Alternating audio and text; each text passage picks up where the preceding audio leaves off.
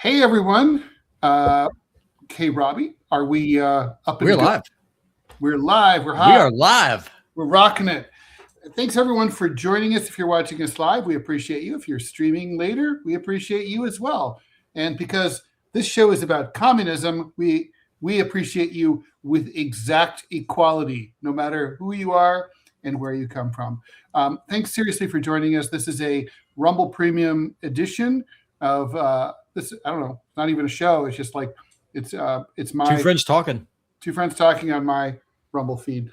So it's only here. So Robby is, of course, the producer for 5 million shows, including but not limited to DeProgram with myself and John Kiriakou, the TMI show with myself and Manila Chan, DMZ America, the podcast with myself and Scott Stantis. And who else are you doing, Robby? Oh gosh, I'm doing Susie out of Cyprus. She's a mutual friend of mine and John's. See, we're doing the TMI show, and we're doing all kinds of. I don't even know at this point. I'm doing everything. Sometimes I do DMZ, sometimes I don't. It just depends on what's going on. It's a lot. Well, that's a segue because we're here to talk about and disagree about communism, my favorite economic ideology. As you and I have talked about in other contexts, I'm a Marxist. Obviously, I'm aware of the mistakes that socialists and communists have made, many of them, and we can talk about those at length. But fundamentally, I believe I can't get past the fact that really all human beings are created equal, and that whether you believe in a creator or not, I do believe that that's an inherent part of the human condition, that we should treat each other all equally, and that people are all entitled to the good things in life. And as long as they are to be shared, they are to be shared. Something that even little kids learn at an early age is that, sharing is good. Sharing is important. So anyway, this was your suggestion, Robby, that we should talk about communism. So I'll let you start out. Oh, by the way, if you are watching live on Rumble, please feel free to pipe in with your comments. And Robby, I guess you'll see them. I'm going to see if I can find them, and then I can also just sort of respond in a more organic way. Yeah, I've got the Rumble chat pulled up, so if anybody pops in, we'll be able to. Yeah, I see it. I see it. I have it too. So yeah. So good. So anyway, so so Robby, what did you have in mind when you wanted to talk about this? Well, I mean, I've read your book, What's Left, and I got to say it was a great book. I'm actually rereading it again for the third time. It's wow. Well, it's a good book, and you've changed my mind on a lot of things. I'm a right winger. I'm a conservative. I'm a fundamentalist Christian, but like you, I believe in human rights. I think where we disagree is where do those rights come from? Where do they originate from? I believe that we are created in the image of God, and because we are created in His image, then He is the one that gives us national or natural rights. That He's the one that gives us the value that we have as human beings. Whereas it seems if I'm wrong on this, correct me. But it seems like that you think that the argument that you make is that the government is the originator of the rights, whereas I believe they are bestowed by our Creator. I don't think that we're really that far from this. No, the government in Marxism and communism, there's going to be a government at the beginning of this whole process. But government, it doesn't start with the government. Basically, you believe that these are rights that are inalienable, that come from God. The natural law, natural rights, basically, is how I say it. So I don't believe in God, but I agree that they're natural rights. I think they're inherent to being a human being. I think that just because we're human beings, we have natural rights. So I don't think there's any real, disagreement. I mean, it's not a meaningful disagreement, at least economically or philosophically, to say that in our bones, we feel, whether we feel like it came from, a God, a higher power, or just because it's something that we just feel inside. Yep. We all, there's no reason, it's not fair for some people to have more than they can possibly use, and for other people to not have enough to get by. And and so, you start with that. You have to go back to the condition. Basically, I think Marxism in the modern era comes out of the Industrial Revolution. It comes out of this, thing that started about 300 years ago in Great Britain, and factory work, which was pretty fucking miserable. And then the French Revolution is really kind of the first idea that, like, we have liberty, equality, and fraternity, right? We're all this is a Western ideal that we're all, whatever our differences are culturally, religion, education, interests, ethnic group, whatever. None of those things really are that important. What matters is that we're all human beings. And then you get into into the American Revolution, which is not really a true revolution in that same sense, because that's really an independence struggle against Great Britain. And it kind of set us back. And I think it's part of the reason that the United States is a country that, has had a hard time being, fertile territory for the left. But Europeans kind of understand this. And yeah, no, I can see that. But no, here's my question, because I see this a lot. And this is a question that really haven't been able to get an answer from anyone. What's the difference from the communist view between equality and equity? Because those are two different things. And so how do you define those things? Well, so I want to answer that. First of all, I want to also say that, under traditional Marxism, you start with socialism, and then you build toward communism over time. But basically, no one sane has ever believed that that we've ever had a communist society. Pol Pot tried to do it in Kampuchea, and he was a maniac, and it didn't work out well. But so really, I think it's more useful to say under socialism. So I'm sorry, Robby, what was your question again? Well, I mean, no, what is the difference in the communist worldview between equality and equity? Okay, so first of all, I never heard of, and I don't think any other communist ever heard of equity until 10 years ago. Okay, so basically equity doesn't exist. Equity is a meaningless term. Equality, we all understand what equality is, right? Now we can argue about, how much equality we should have. But the point is, we know what it is. I mean, equity, as we understand it, is sort of this. I think equity is bullshit. Equity is the idea that we don't live in a zero-sum game, that resources are not finite and not limited. Equity is the idea that, if I'm up here and I'm doing really well, you can come up to my same level and be doing as well as me without me having to come down at all. I don't believe in that. I think that, if you're poor and I'm rich, every dime that you get that I don't have, because it's redistribution of wealth, is to get to equality, it's going to have to look more like that. Equity is the idea. It's a lie. It's a capitalist idea that no one has to give anything up. And it's isn't that beautiful? It's also not really an economic idea, because it has economic consequences and implications, but it's not first and foremost about class. It's first and foremost about advantaging or creating equity for groups like ethnic groups and women and other historically disadvantaged groups, and trying to give them an advantage and to make up for a systemic discrimination that they've suffered over eons. It's not about class first and foremost. I think equity is crap. Gotcha. So what you're saying is that DEI then is not a communist ideal, diversity, equity, and inclusion. Absolutely not. Because the thing is, I think first of all, everything comes around class for communists, everything. So the way we look at, obviously you can see, for example, in the United States that Black Americans earn on average and in the median less than, say, white Americans, right? Mm-hmm. So there's a disadvantage. Racism has a clear economic impact on black people, right? Yeah. And that's one of the biggest reasons why I oppose immigration as much as I do, because it hurts black Americans more than any other group.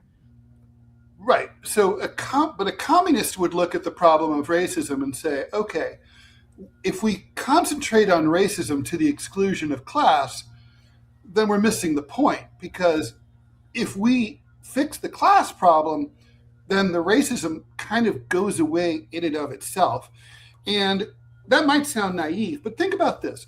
I mean, Asians were incredibly disadvantaged minorities in the United States in the 19th century, right? There's the Asian Exclusion Act. They were coolies. They were basically slave laborers for the railroads out west. They were, and consequently, they were very poor. Now that's not the case anymore, right?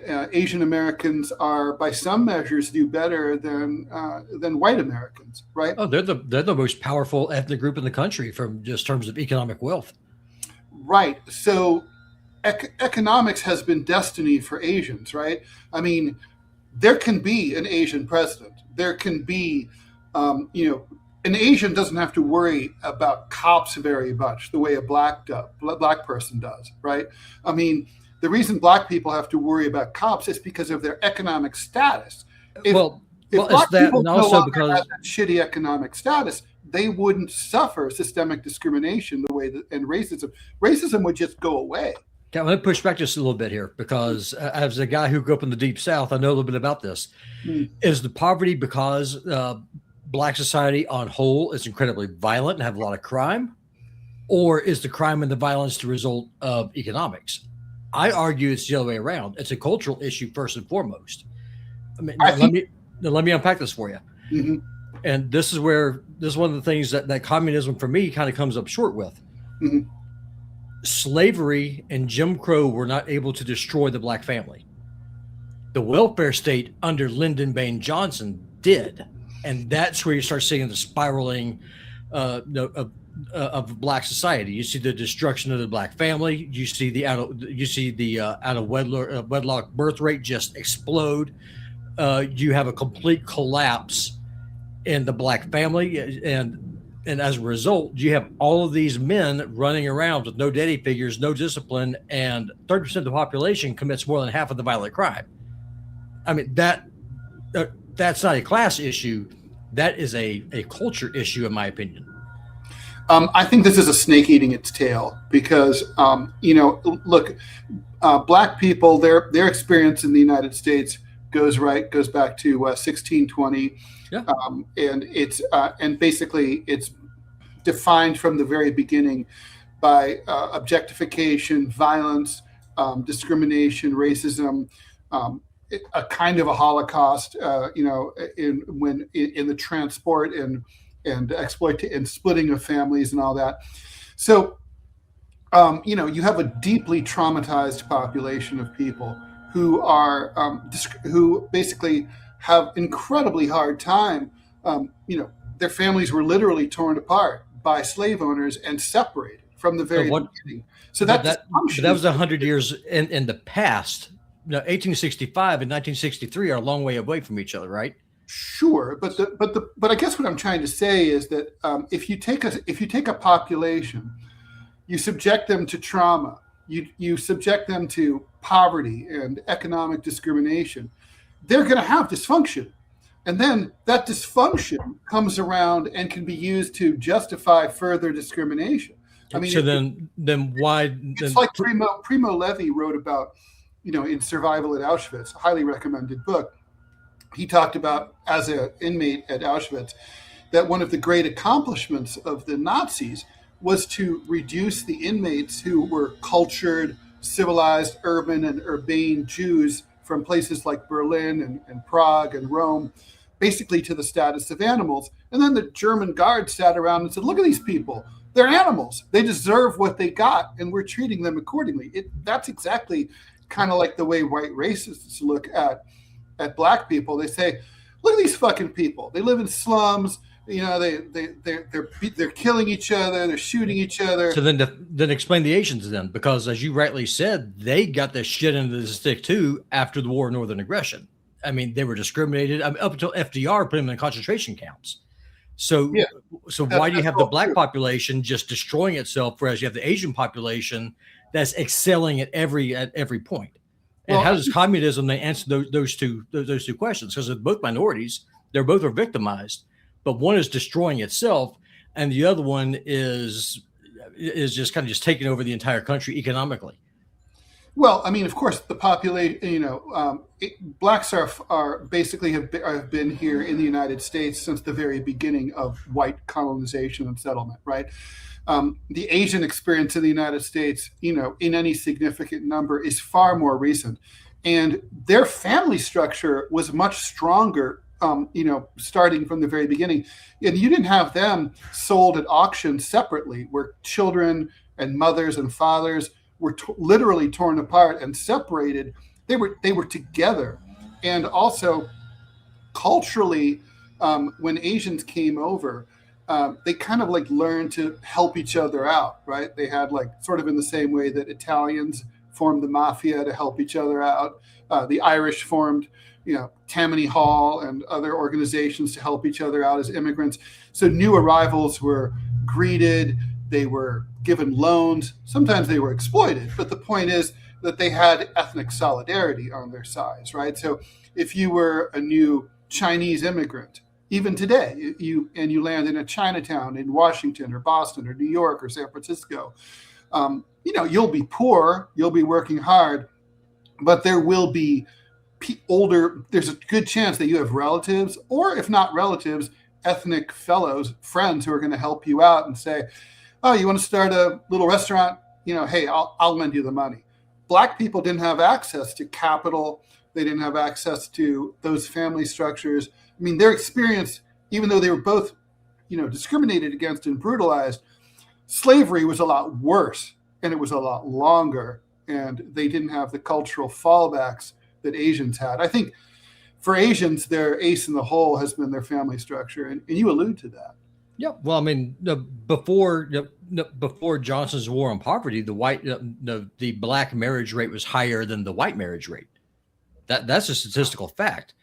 So I don't really understand, how this works. And before people in the chat just start, going off calling me a racist and a white nationalist, for people who don't know, my wife is black. We have two kids. Ted's been here. He's met my family.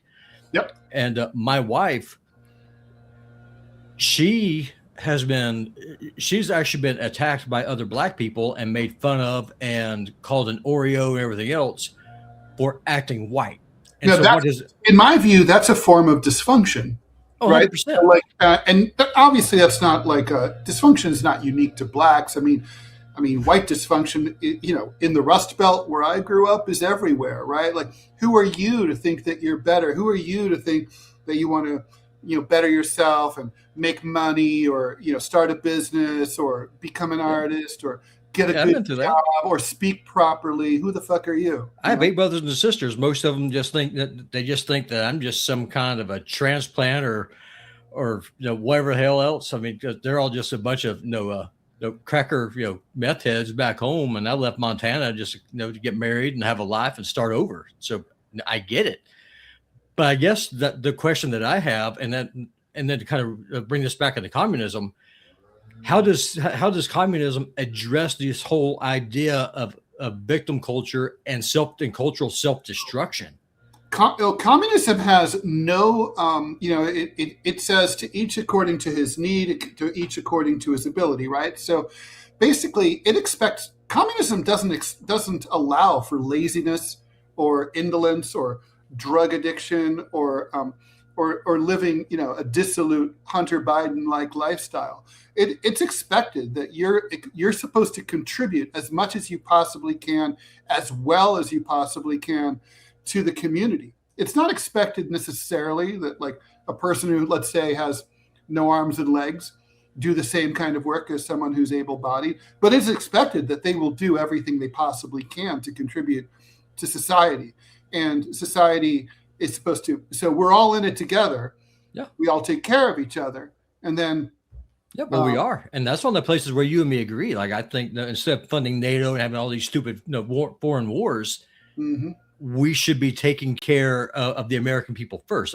As long as there's a single American living under a bridge, we should not be sending a single penny to fighting foreign wars for Israel or any other country, and Europe can take care of its fucking self. Well, there's no doubt about that. Now, it's sort of in a broader internationalist sense, communism has problems with the nation state, but we have to be realistic. We live in the nation state system for the foreseeable future. So it's not going away. It's not, well, I mean, maybe someday, but I don't know how that happens. I don't know how that looks, and we're not there yet, and I don't see it anytime soon, right? So within the construct of the nation state, you have to sort of live with nationalism and communism side by side. That's an adjustment that communism had to make throughout the 20th century. There was something called the Comintern, the Communist International out of Moscow, that sought to sort of govern all the communist parties around the world. And the idea was one day we'll have one world communist government. They gave up on that because that obviously wasn't going to happen. And also, there was a thought, for example, that Ho Chi Minh, who was a Vietnamese nationalist, or Fidel Castro, who was a Cuban nationalist, wasn't compatible with being a communist or a socialist. And of course, obviously, the two things are, Mao Zedong was a Chinese nationalist, even though, he was a monster. But sure. The point is, all right, but I would not lift him up as a shining example of communism. Socialism, right? But I mean, Mao Zedong's contribution is more complicated than he liked to do. He had gross sexual thoughts, and he obviously presided over mass famine and so on. We can get into all that, but we're talking about the theory of communism here. Yeah, but my question is how would communism solve the dysfunction in Black America? What's communism's answer for restoring the family unit? What's communism's answer for you get married and you have kids and daddy stays at home and he raises children because the government sucks at being a dad? What is communism's answer for that? Well, obviously the thing is, let's say you had a communist revolution today here in the United States. The new communist states of America would have a lot of fucking work to do, right? So it's not going to be like overnight. We're going to fix everything. First of all, you're going to slowly build socialism, but before you can even do that, you're going to have to address these very issues that you're talking about. So you're going to have to say to people who are not working and who are gangbangers and who are dysfunctional, you're going to have to be like, guys, those days are over. Like, we're going to give you everything, but we are going to expect everything too. Like, you're going to be living as well as everybody else, but you're not allowed to, sell drugs in the community, and you're not allowed to, beat people up, who don't pay you protection money. That kind of behavior is not allowed. Irresponsible behavior, like, knocking women up and, not sticking around. That's not going to be tolerated. What's the penalty? Well, it has to be worked. It's politics. I mean, socialism is not a dictatorial system. It's democratic, small d democratic. So people have to get together and on the local, state, and national level decide what are the sanctions, what are appropriate penalties, reforms. I mean, you really don't want to just punish people unless it's a last resort, right? You want to show them the better way to live. You want them to show them, like, listen, you have an opportunity. Under capitalism, you were disposed of. No one gave a shit about you. Like, now you have an opportunity to be something and someone better. That's a lot of work for a new government. But sure, they would have to address these issues. But there are some people, though, in this world who are self-destructive. And this is one of the ways I'm probably actually to the left of you, which is kind of saying something. I fully endorse the Chinese model. If someone's addicted to drugs, that person gets the rehab that they need. No questions asked. But if you're caught dealing drugs, I put a bullet in your head because you're selling poison. You don't have the right to destroy the society as a whole, because at that point you are a net drain on the population as a whole. So in my mind, that is a very communist idea that I can get behind, small c, not big C. Well, you'll note, I mean, obviously, as you're well aware, I know because we've talked about it before, China and Russia, neither of whom are communist or even socialist countries, nevertheless, are, China has they're a capitalist society with a lot of communist slogans hanging from banners on the wall, but they're a capitalist country. These two countries have a history of communism, and they have a zero tolerance policy towards drugs. They don't tolerate it, right? I mean, at all. Ask Brittany Griner. Yeah, and we shouldn't. And one thing, Ted, now this is your maiden show here. That's your Rumble partner, and you have got your very first ad. Do you want me to read it for you, or do you want me to post it for you to read? Why don't you go ahead and read it? This is this is huge. This is Ted's very first ad from Rumble as a Rumble content creator. Ironically, considering the topic. Very much so. You've probably noticed Rumble is growing fast and it's not slowing down. They're building a real alternative to big tech that puts creators first and actually protects free speech.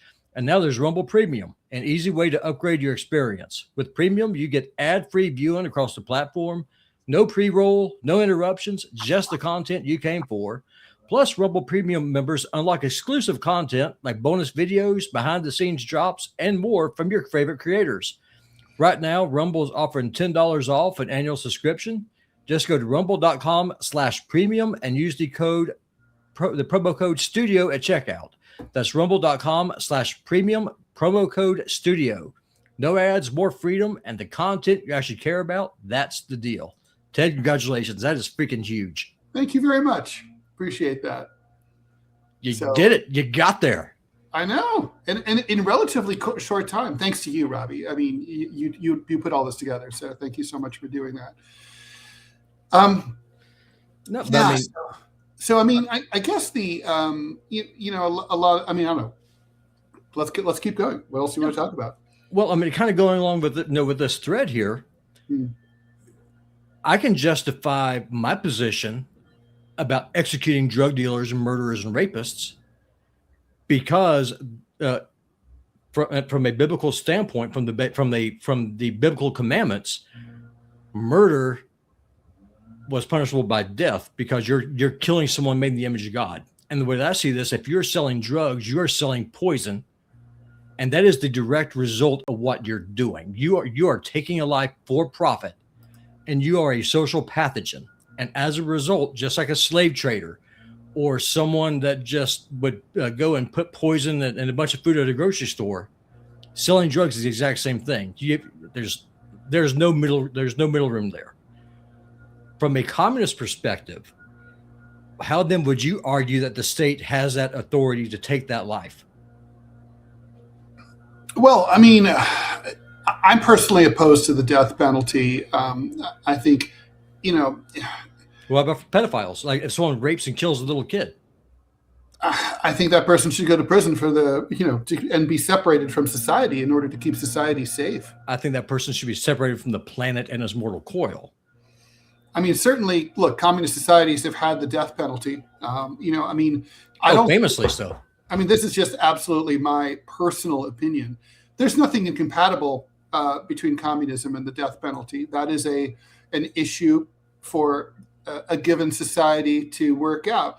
And, culture enters into this too, right? I mean, a communist society is going to differ depending on where it is, when it is, who it is. And for some societies, death penalty is going to be right. For other societies, it's not going to feel right. And I think, for me personally, and I'm not the king of communism, I'm against it because I think it's basically the state should set the highest possible standard of behavior for human beings. The state should be, we should look at the agents of the state, public officials, public servants, and say, oh my God, like those are the best behaved, most incorruptible people who I aspire to behave like.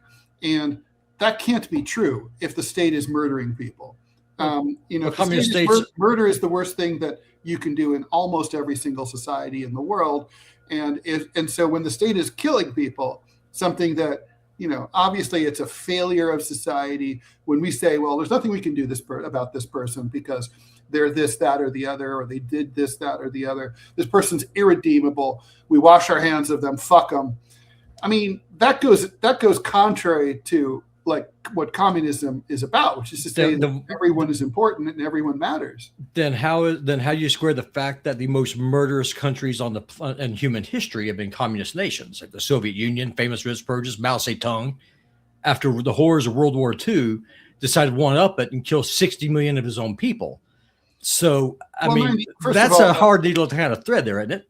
Well, first of all, Mao Zedong didn't set out to kill 60 million of his own people. But he did. That's the point that I'm making. But he did. Adolf Hitler didn't set out to destroy his own country, but he did. I mean, that's the end result. Did set out to kill. I mean, the Nazi Germany did kill close to 100 million people, and but not their own. They did that on purpose, just for fun, But Mao Zedong killed 60 million of his own people because he was a moron. Yeah, well, I mean, so intent does matter, wouldn't you say?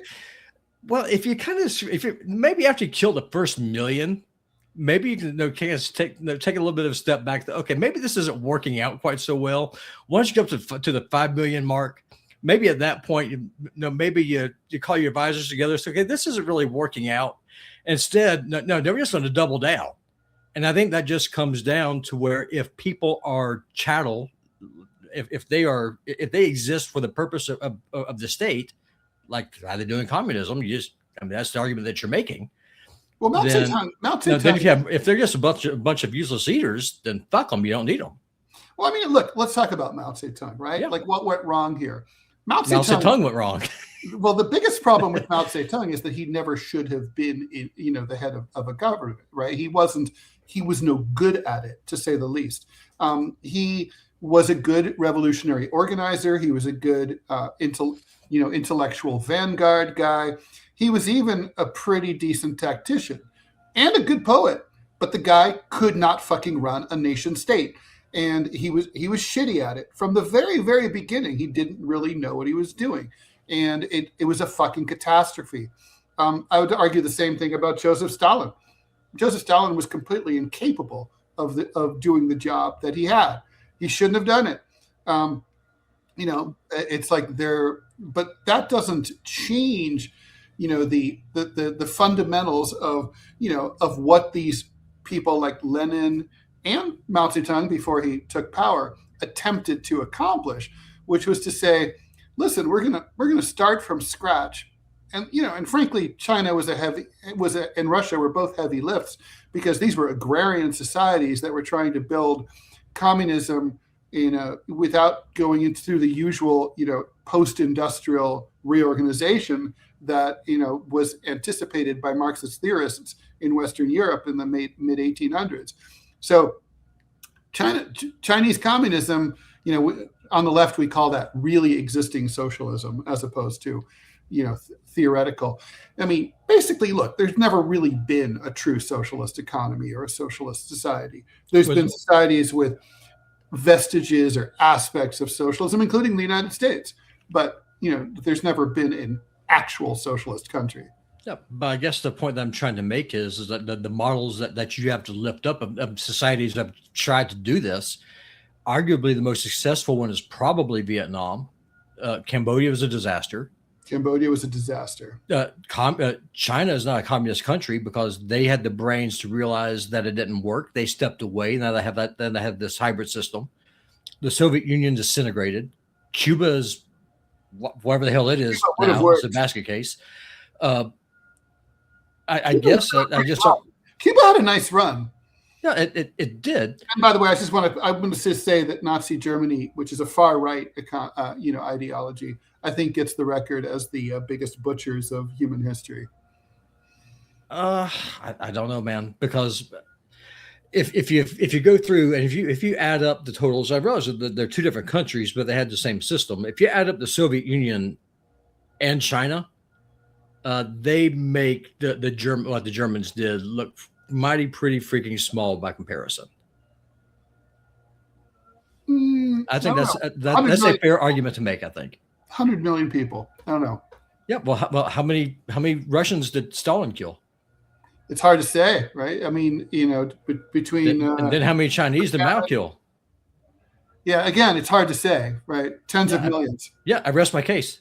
So you still don't get to hundreds of millions though. Anyway, I mean, so which end of the turd do you want to hold? I mean, I'd rather just leave it in the punch bowl personally. But look, I mean, but here's a question for you, Robby. How many people has capitalism killed? Right? Millions. I would argue that almost everybody who dies in the United States today is killed from capitalism. I mean, it's like, you know, capitalism kills people because they don't get proper health care. They're overworked. They're stressed out. They have fucking heart attacks. They have strokes. Almost everybody who has a heart attack or a stroke, that's capitalism that's killing them. You know, it makes me laugh. Avoid stress. You know, your doctor tells you. Really? I never thought of that. Can I avoid capitalism? Because capitalism is putting me under stress. You know, literally before we went on here, I'm like doing my taxes. I'm like, I'm stressed. Okay. It's like, you know, I shouldn't have to do that. You know, in a socialist society, probably wouldn't have to do taxes. You know, you would just be paid what you're paid, and that's it. I don't know why you just have a national sales tax and be done with it. I don't understand the whole idea of stealing wealth. Because it's regressive. Who cares? Well, people care. I mean, regressive taxes are not good for society because rich people aren't paying anything close to their fair share. They're not paying now. So what's your point? Well, they'd be paying even less under a flat tax or under a sales. A sales tax is essentially a flat tax. I mean, the problem with... But everyone buys something. So if I go and if I buy a Lamborghini... That's exactly the point. That's exactly the point. Yeah. So let's say I make $10,000 a year and I buy a $20,000 car and you make $200,000 a year and you go buy the same car, right? Well, that car costs me 2 years' pay. For you, it costs you a small fraction of 1 year's pay.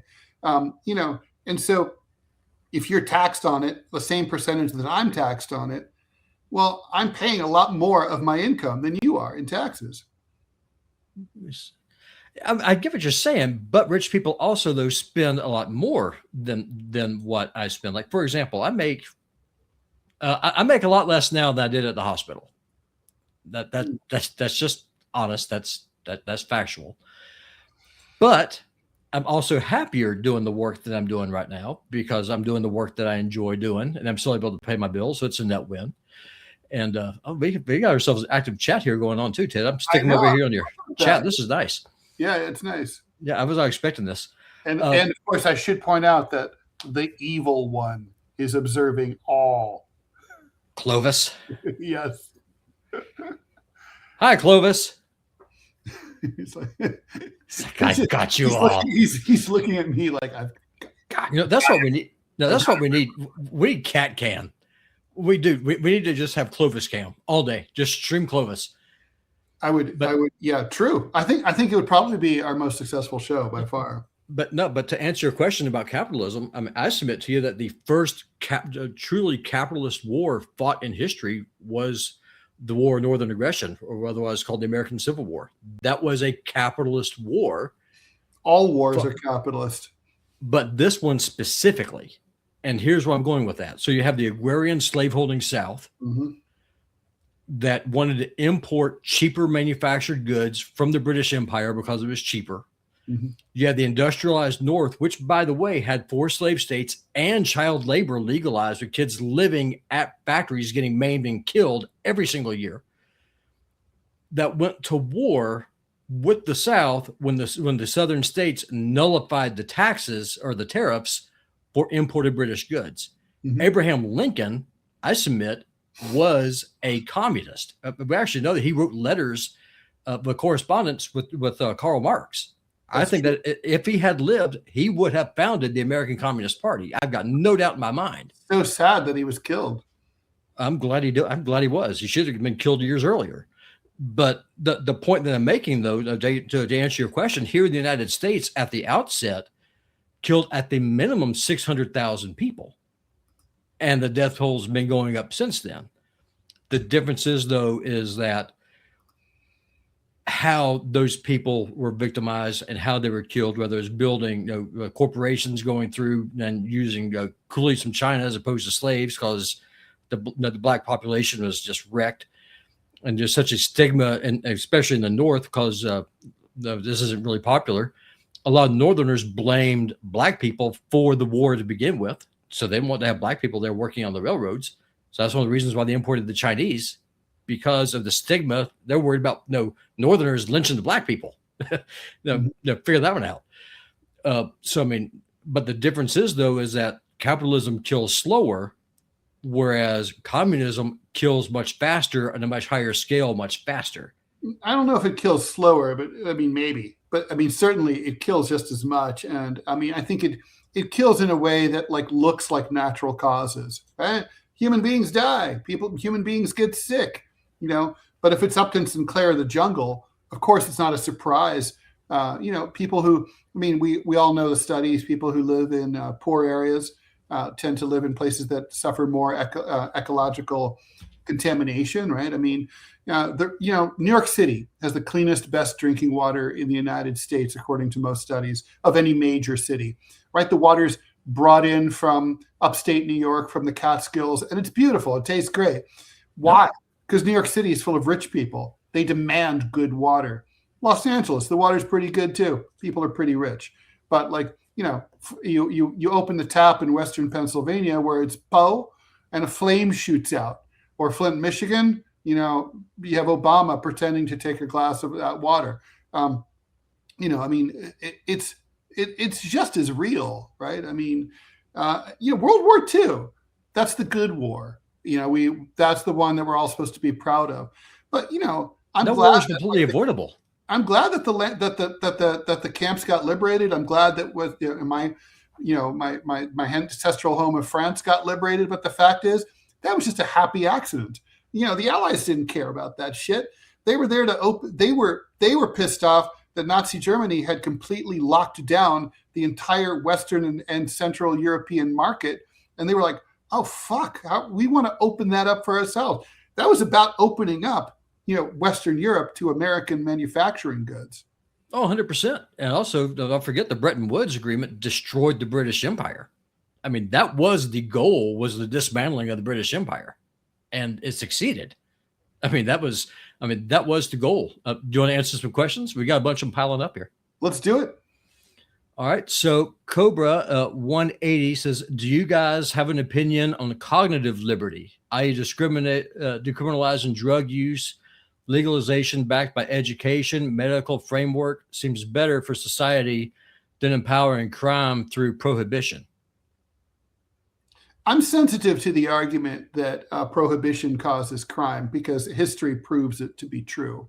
On the other hand, I guess that this is one of those things where I don't feel strongly about it.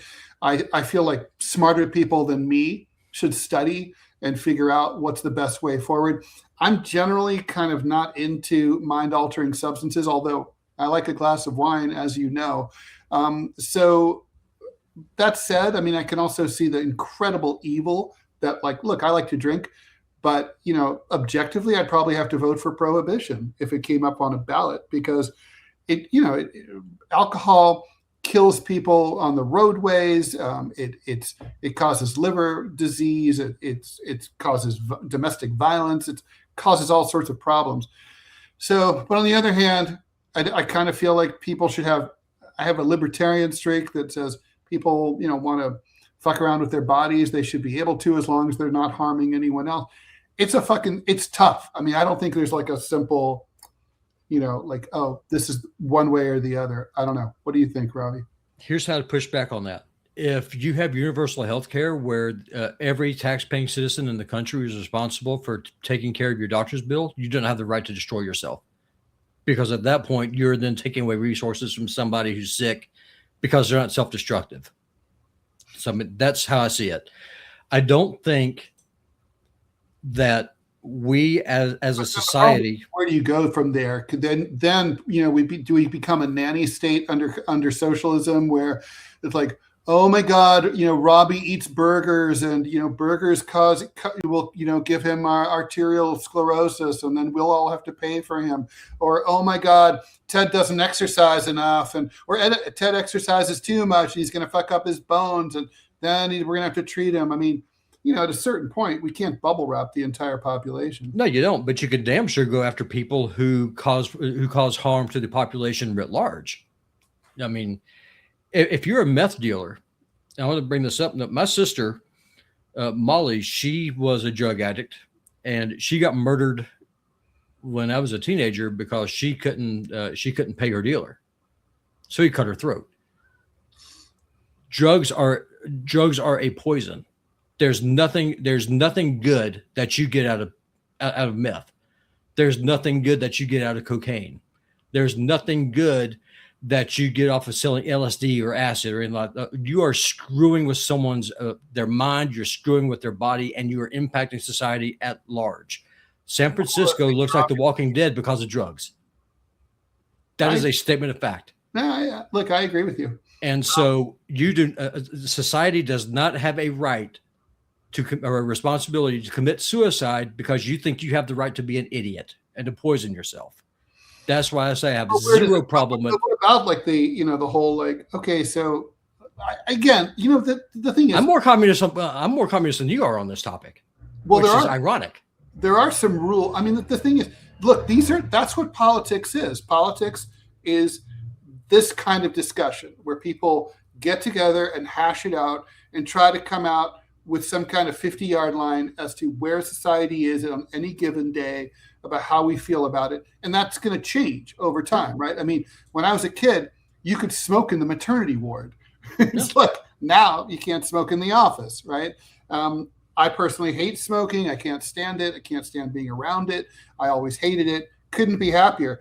But, societal norms change. People argue. And, I don't have any problem with that. It's like, and, personally, I hate drugs. So, but on the other hand, I do worry. I mean, look at what the state does when it goes to war against drugs. It sweeps up a lot of innocent people, wastes a lot of lives. Sure. It becomes its own like imprisonment industrial complex. Well, it's because they're punishing the people who are victims of drug abuse when the people selling the poison get a slap on the wrist and get let go. That's why Robby's system is superior. I would crucify them. I would crucify them on the side of the interstate with a big sign. Like, honest to God, like go full on Jesus style. If you do this, this is the price that you're going to pay. This is not allowed. Yours will be a harsh communism. Cobra says it's a mixed bag. If there was a legal market, it would eliminate the illicit market. Also, liberty and personal responsibility versus risks and benefits to society. Although, I don't know, it's hard to say that's not always true. Like right now, we have legal cannabis sales in cities like New York, and yet the illicit market continues to go strong. There's the legal cannabis places manufacture too much, and so then they dump the excess onto the gray market, the black market, and it's cheaper than what you can get at the dispensary. I would say that the quality level clearly of cannabis has improved dramatically in terms of cleanliness and potency since the 1980s when I started first hanging out with people who did drugs. On the other hand, the high potency has all sorts of negative ramifications too, right? Like driving while stoned is now a big problem where it never used to be. So I submit to you one of the reasons why we haven't had a revolution in this country yet, either left or right, is because the society at writ large is so stoned that we can't marshal the testicular fortitude, much less the cognitive ability to stand up and realize, hey, we're all getting screwed here. There's a reason why here in Montana, there's a cannabis shop on every single corner. They want the population stoned. They blundered into it though, right? I mean, 20 years ago, that wasn't true. Yeah, for sure. 100%. And that's what I'm saying. And on this issue, it's pretty wild. I'm to your left, which is kind of wild. Well, as anyone who knows me knows that I'm typically not well known for being a left winger. How are you saying you're on my left? By saying that I would support the authority of the state through, the utmost penalty of doing this. Well, by the way, I think because the right's all about personal liberty and personal responsibility. I think you're conflating communism with statism. And look, a powerful it's one and the same.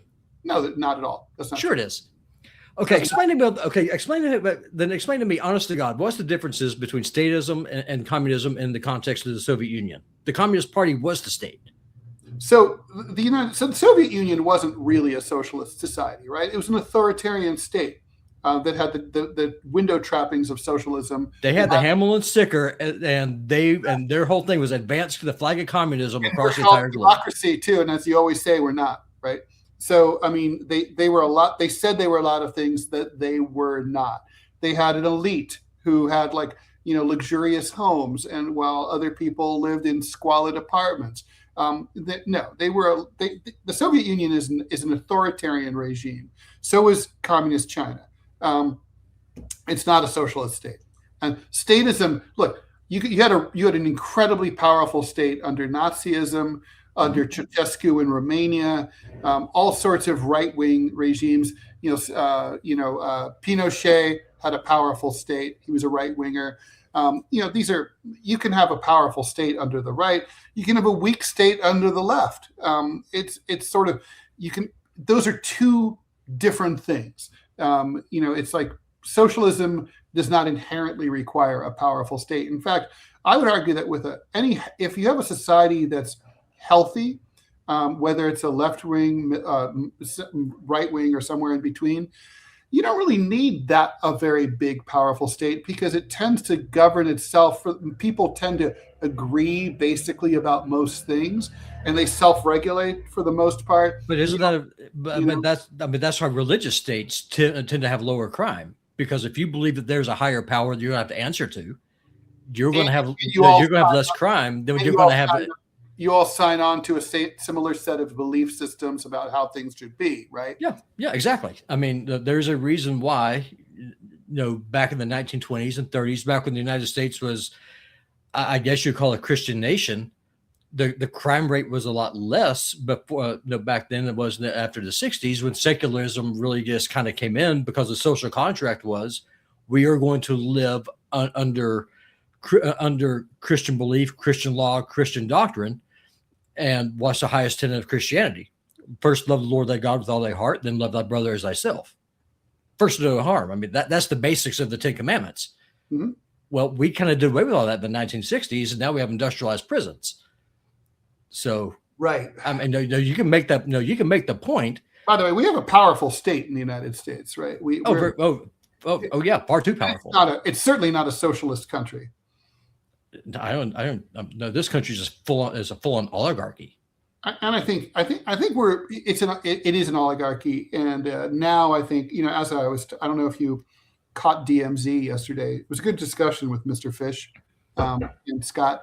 But the United States really is just now arriving at the early stages of fascism.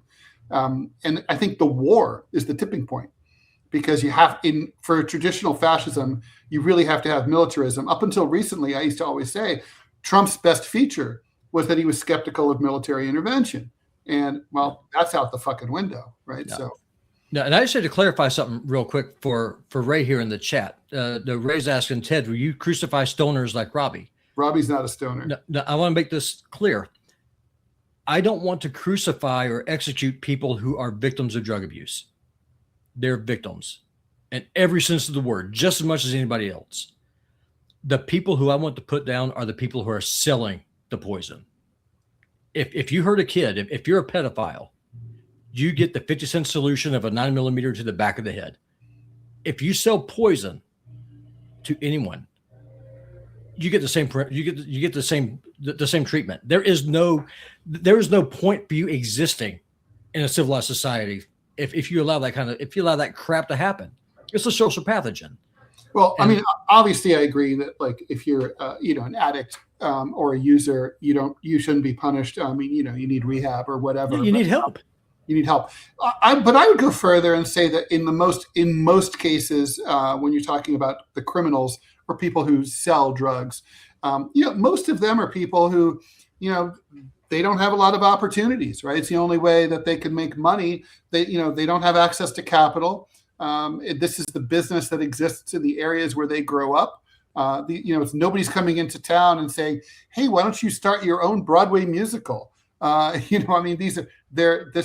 is what's there. The one I sell people. Most people can be reformed. Almost everyone can be reformed. I really believe that. You just made the argument for the slave trade.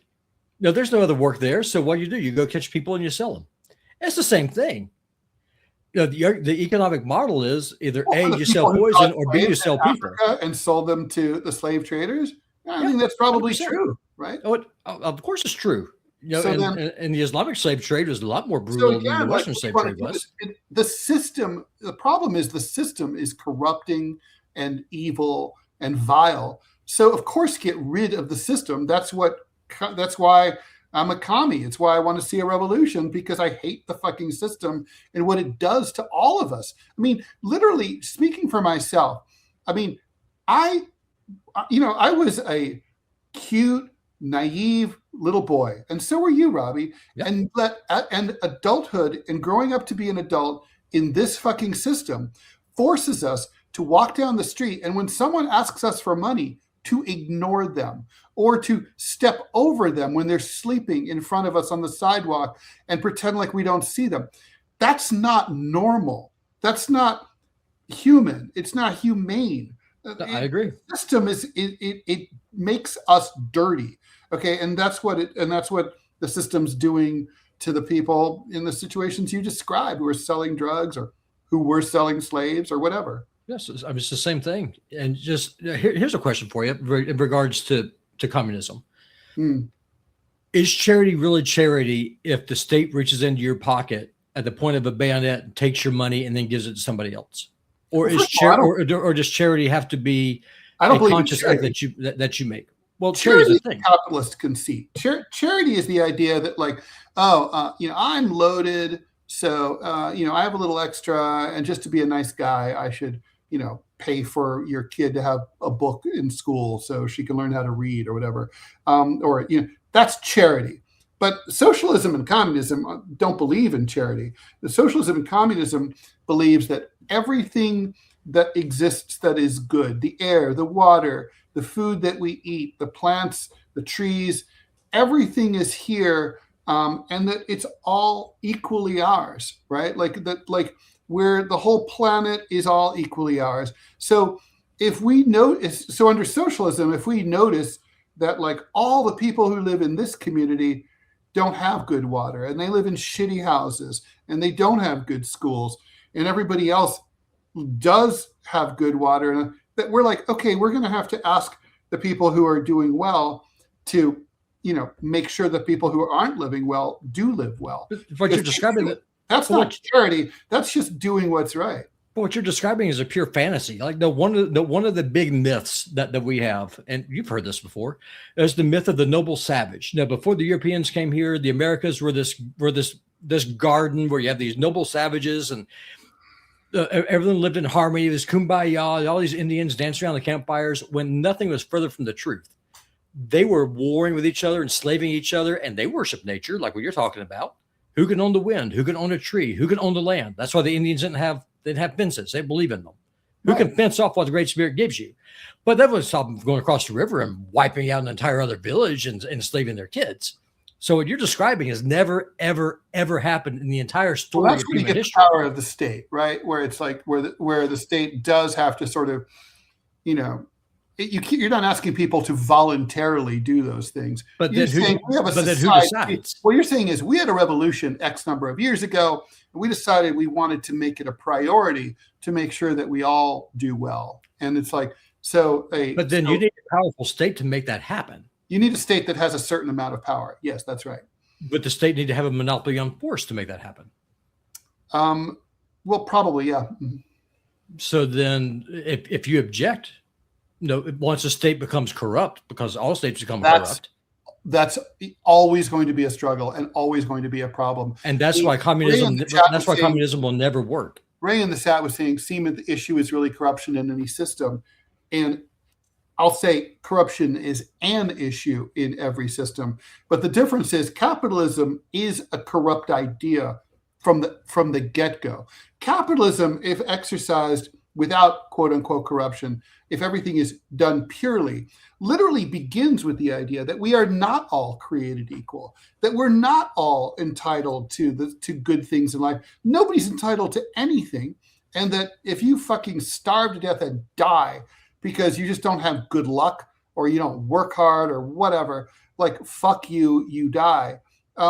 that is a corrupt idea. Okay, you don't need to corrupt it. It doesn't. It comes pre-corrupted. It's like socialism can absolutely be corrupted, and it has been every single time it's been attempted. With But feudalism, at least wait. Let me just finish. So it starts, but socialism at least begins with the theory that like we're all equal, and then gets corrupted from there. And I would rather start from this beautiful, great human and humane ideal and try to avoid the corruption and the pitfalls of corruption than start with a festering, shitty, like pile of boiled, pox-infested shit that is capitalism. Sorry, go ahead. I mean, it sounds like you're really making a case for feudalism. Do you tell? Well, because what you're talking about is, and again, correct me if I'm wrong, if I'm putting the words in your mouth, by all means, call me out on it. I will.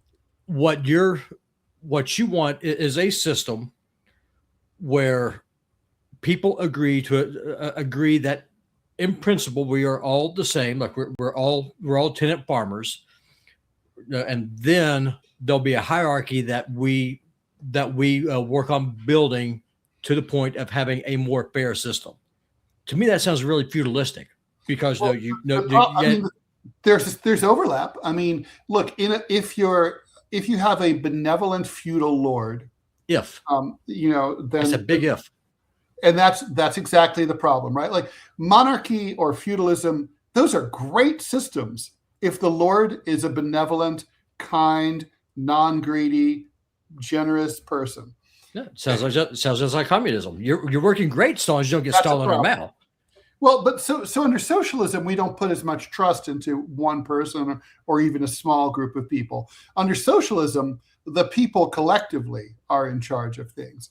But you have a state that has a monopoly on force and powerful and people who enjoy power typically are not the nicest people. But you have to set up a system where there's some kind of mechanism that ensures that the people who serve in the state don't remain in power, and that power is constantly dissolved and checked and counterbalanced.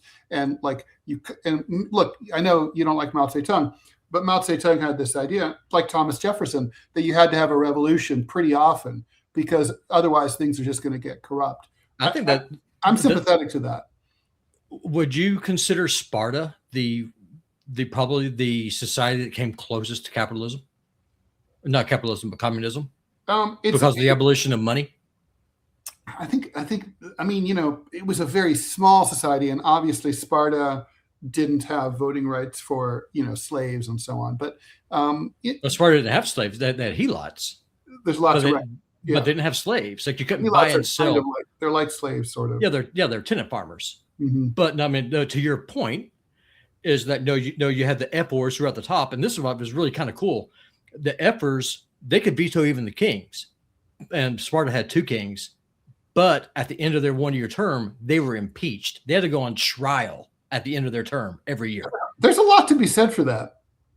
Oh, for sure. I think that if the Chinese or the Soviets had done something similar to that, where they were able to hold the powerful people accountable in some way, then their societies wouldn't have turned into these steaming piles of crap that they became. But they didn't have that, because corrupt people enjoy power, and power draws corrupt people. Right. That's the problem. And that's why socialism, the idea is, I think, very easy to defend. I think that where things get tough is when you work on governance, and that's true in every system, right? Well, not with Christianity. Well, in a Christian, so you mean like in a Christian theocracy? But then, what's to prevent a Christian theocracy from discriminating against, non-Christians, or for that matter, the wrong kinds of Christians, or for that matter, like we know Christians can be corrupt. We've seen it. Very much so. Church. Oh yeah. 100%. That's why, that's one of the reasons I don't think I hold to the opinion that the vast majority of Catholics are not Christians, because they reject wholehardily what the Bible teaches. A lot of evangelicals are corrupt too. For sure. God, yes. For sure. But the system of the judges, though, is really closest to what is it you're describing, where you don't have a centralized state. Instead, what you did is that you would have basically states or tribes or whatever, and then they would administer. And then what would happen is that the judges would go and make sure that the stuff is done properly. And then the book of Judges. And I mean, oh yeah, no, for sure. There's no system, I think, that's impervious. No, there's nothing that's perfect. Beings are very corruptible. No, but the point is though, is that the war against corruption is never going to is never ending, and you're never going to be able to win. Mm-hmm. But you can always fight it until you can't. And I think that's where we are right now. Well, I think, yeah, and I think that's probably a good place to end it, because I think that's exactly right. I think that's the final analysis. That's a good last word. Yeah, yeah. And people said pure anarchy, man, and Christian ethics, or do you mean Christian ethics?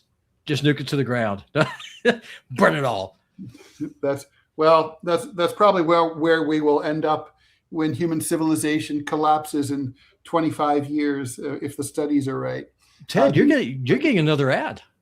Am I really? You are. Do you want to put it up and I'll read that one? Sure. I wonder why that's happening. That's very strange. Well, it's because you're a Rumble partner now. It is official, sir. You are. All right, let's have that thing. Rumble is now building. Hey, I'm getting a phone call. It's my wife. May send her to voicemail. I'll send her voicemail. Ray's asking, did I ever see DRI? Dirty Rotten Imbeciles. Yes, I did. And I have a poster for them somewhere. I'm going to go ahead and start reading the ad. It's a familiar one.